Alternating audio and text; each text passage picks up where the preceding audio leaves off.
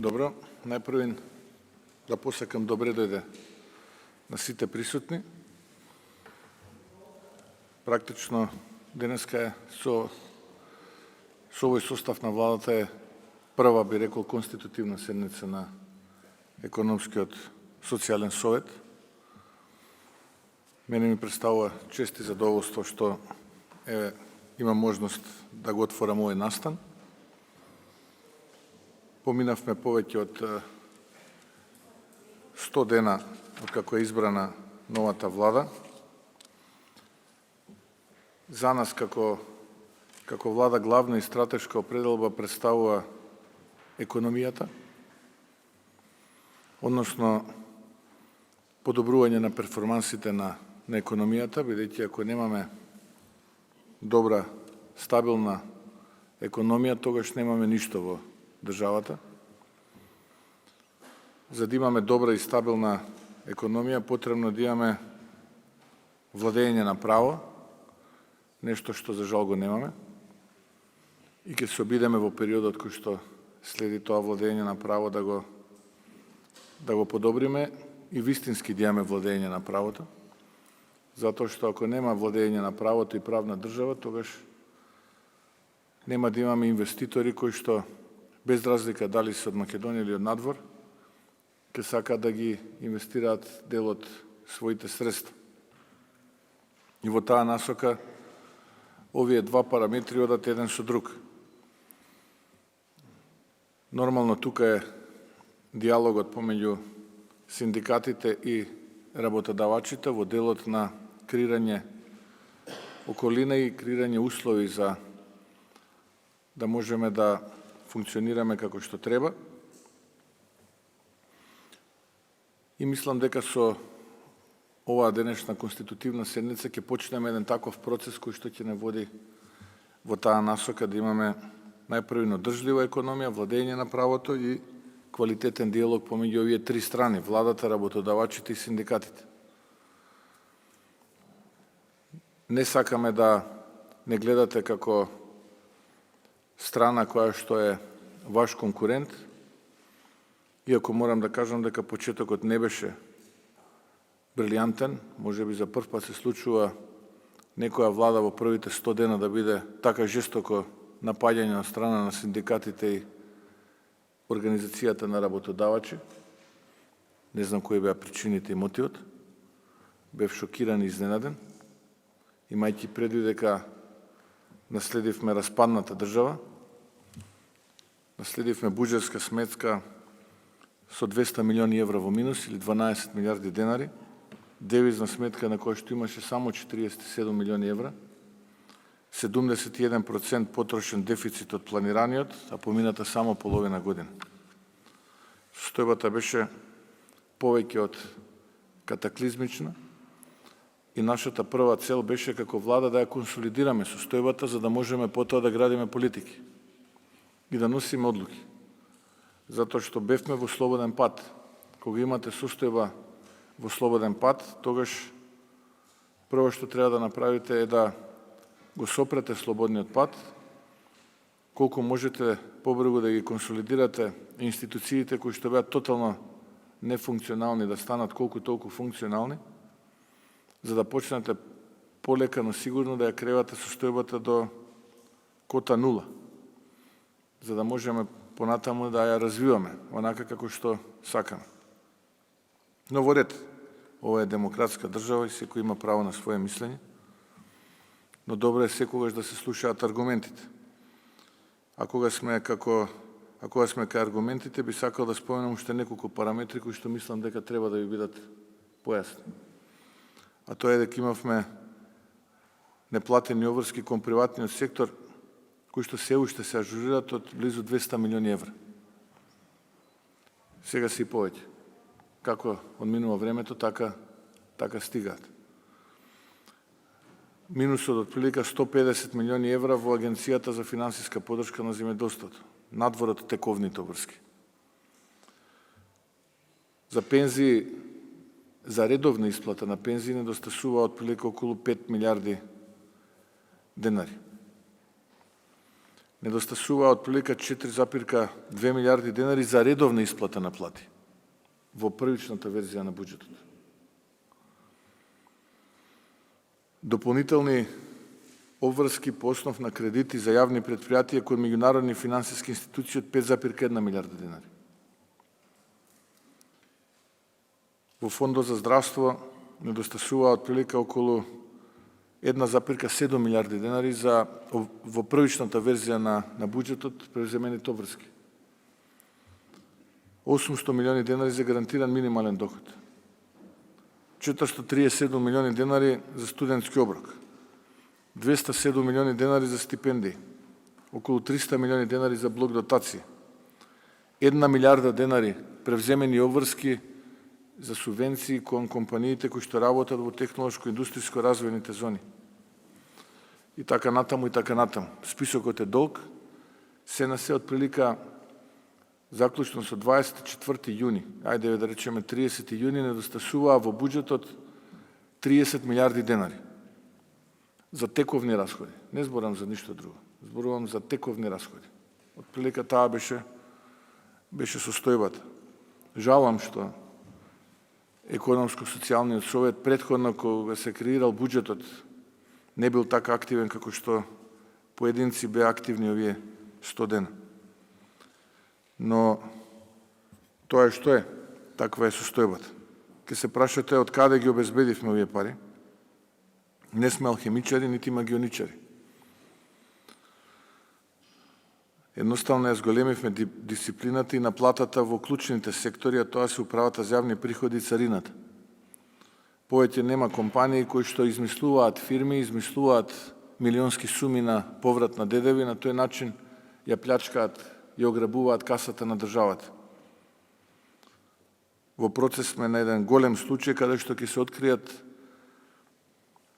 злоупотреби со државните средства во висина од можеби повеќе од 50 на 55 милиони евра по основ на фиктивен поврат на ДДВ.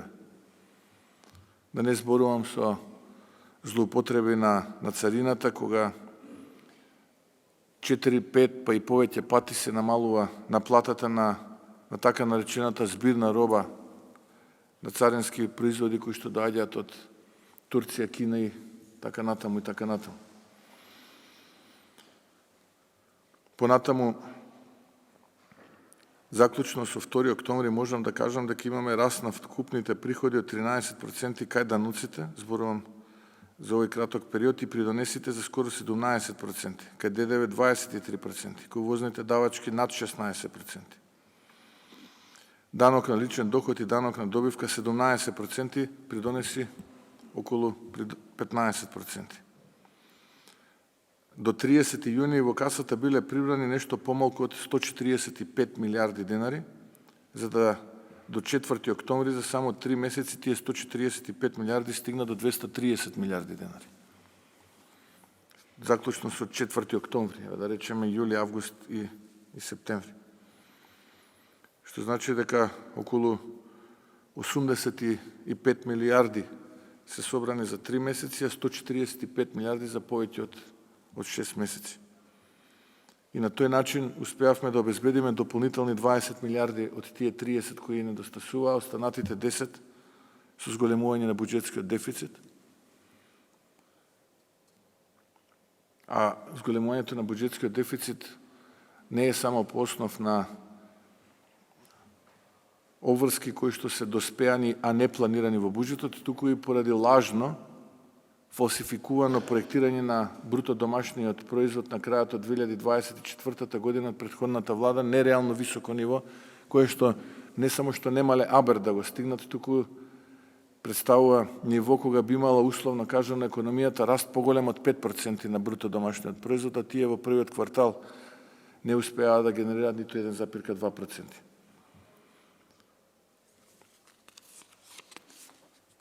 Средствата кои што Министерката за финансии ги потпиша како заем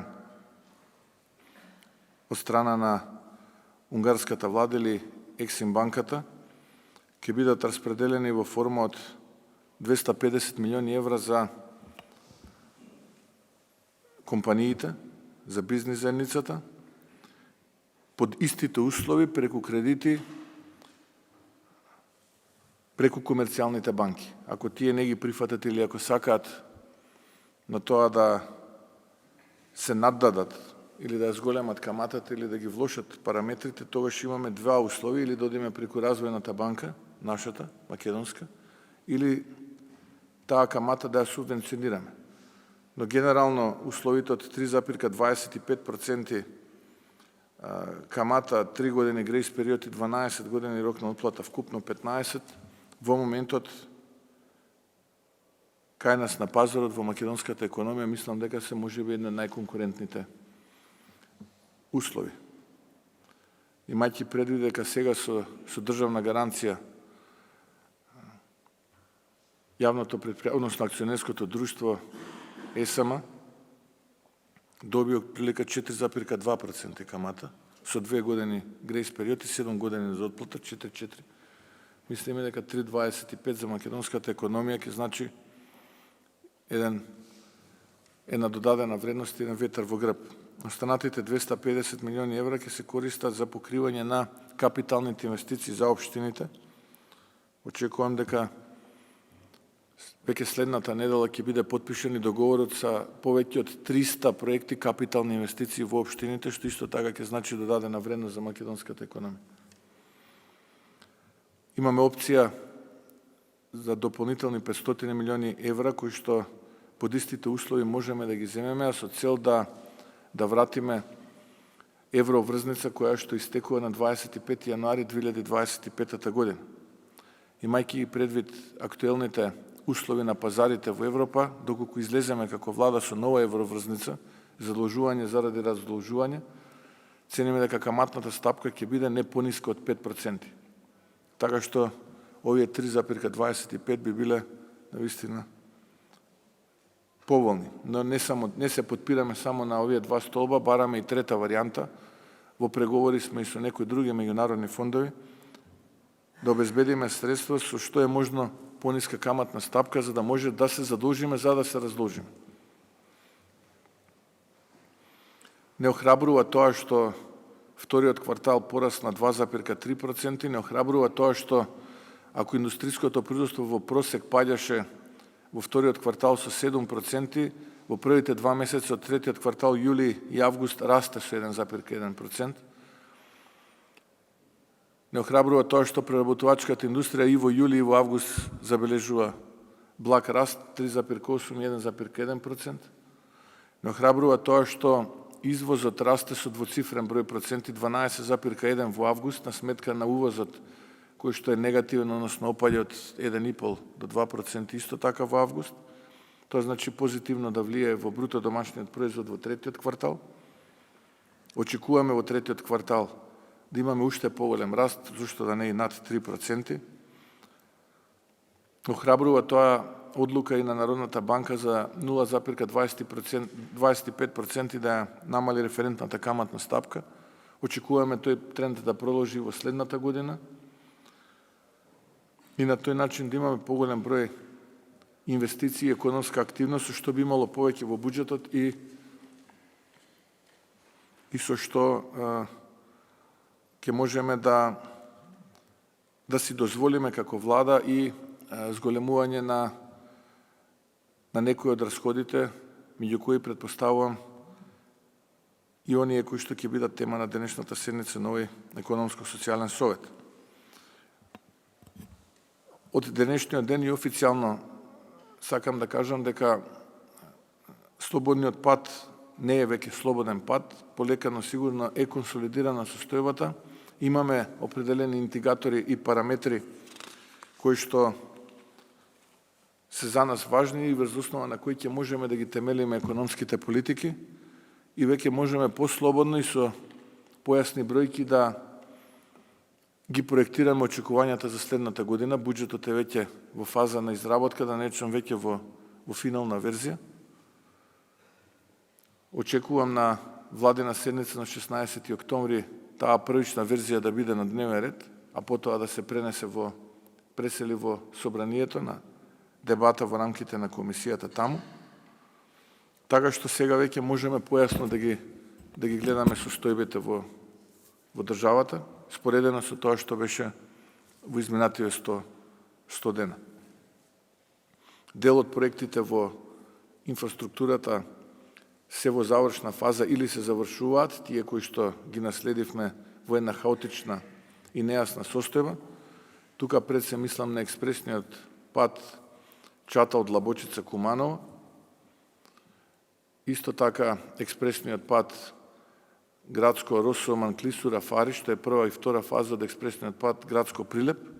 Третата фаза ќе објавиме допрва и почнуваме со проектирање на експресниот пат Куманово Чатал или Страцин, оние кои што им е полесно да кажат.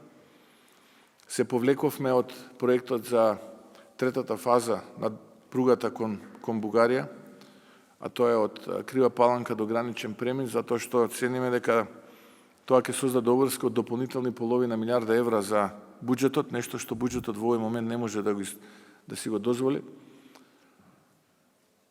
Но и да можеше да си го дозволи, не е тоа единствената секција од коридорот 8 кој што недостасува пола тунел од бугарска страна и 15 километри до приклучокот со бугарската железница, а од страна на Албанија недостасува цела пруга од неколку стотици километри. Така што ние да финансираме половина милиарда народни пари, а да не знаеме каде и кога ќе има извесен крај овој проект, немаме намера. И за таа цел, и за таа сметка, во текот на следната недела ќе има диалог на високо ниво во Брисел, каде што ќе излеземе со предлог целокупниот коридор 8 да биде заеднички проект 4 партитен помеѓу Бугарија, Македонија, Албанија и Италија, и заеднички да настапиме и заеднички да го објавиме, а не секција по секција и парче по парче. Истовремено сме во состојба да се посветиме на коридорот 10, односно изградба на брза пруга. Тоа можеби не значи многу за овој економско-социјален совет, но мислам дека е многу значаен и тој параметар, бидејќи во моментот имаме возови кои што се обраќаат со просечна брзина од 25 до 30 км на час. Кога имавме прв ден во владата на 24 јуни, немаше ниту една функционална локомотива и повеќе од 200 вагони со роба наменета за Источна и Централна Европа стоја на пристаништата во Грција и не беше возможно да се пренесе преку територијата кај нас, затоа што немавме функционална локомотива. Кинеските не се сервисирани, не се функционални, затоа што врските кон нив претходната влада не ги исполнила, па сега се обидуваме нешто преку Хрватски Кончар да се обидеме да ги направиме и тие функционални. Оспособивме 2 дизел локомотиви и 4 позајмивме од соседна Србија Карго, за да можеме колку толку да ги пренесеме овие вагони кои што се таму. Работиме со меѓународната заедница и партнери и мислам дека многу скоро до крајот на годината и тој процес ќе биде заокружен, за да ја зголемиме просечната брзина од 25-30 на 100 до 120 км на сат. Ако одлучиме да одиме со модернизација на постоечката рута, односно промена на шините и електрификација на истата, или нова рута, каде што би можеле 200 до 250 км на сат да се обраќаат возовите, а тој ако ја исправиме кај Свети Николе, ја спуштиме доле до Гевгелија, заобиколиме Вардарската Клисура во потегот на Велес, а да се направи посебен крак кај Велес. Истовремено работиме на проектот Кичево-Охрид. За жал, проект кој што 7 години ништо не е направено. Успеавме во соработка со кинеската Ексим банка да обезбедиме отприлика околу 40 милиони долари кои што им се должат на нашите градежни фирми за периодот од ноември 23 април 24. Тие се веќе пристигнати, ќе им бидат исплатени.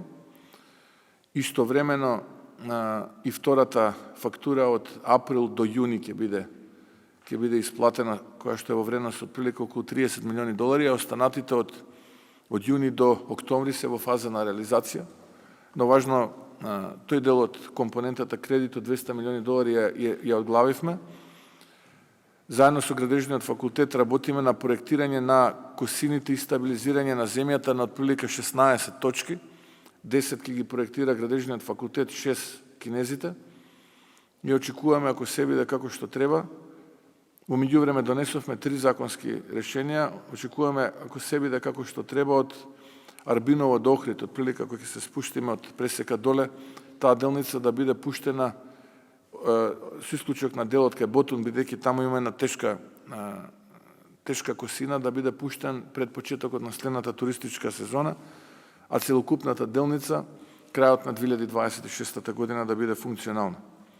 Но за да биде таа делница функционална, зависи уште од еден проект, а тоа е проектот Букојчани приклучок со актуелниот автопат Кичево-Охрид.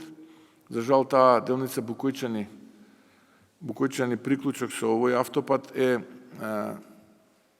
почната од претходната влада, со години ништо не се работело, тендерот е во фаза на преквалификација и очекувам во првата половина од следната година да заврши изборот на компанија која што преку кредит од Европската банка за обнова и развој ќе ја заврши и оваа делница. Така што малку чудно ќе биде користењето и кога ќе се заврши на оваа делница Кичево-Охрид. Го забрзавме познатиот проект Коридор 8, Коридор 10Д или во јавноста познат како Бехтел-Јенка. Го забрзавме затоа што при анализа на договорот кој што го имавме, заклучивме дека било каков арбитражен процес ќе значи потрошени стотици милиони евра за пенали, како дополнување на оние веќе 300 милиони како аванс, а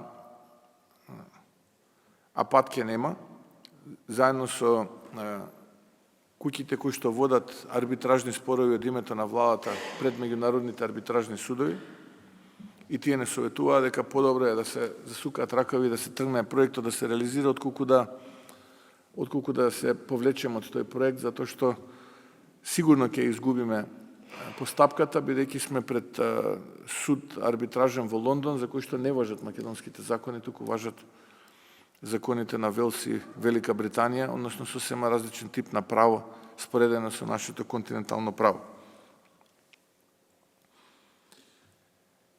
И очекувам, веќе е почната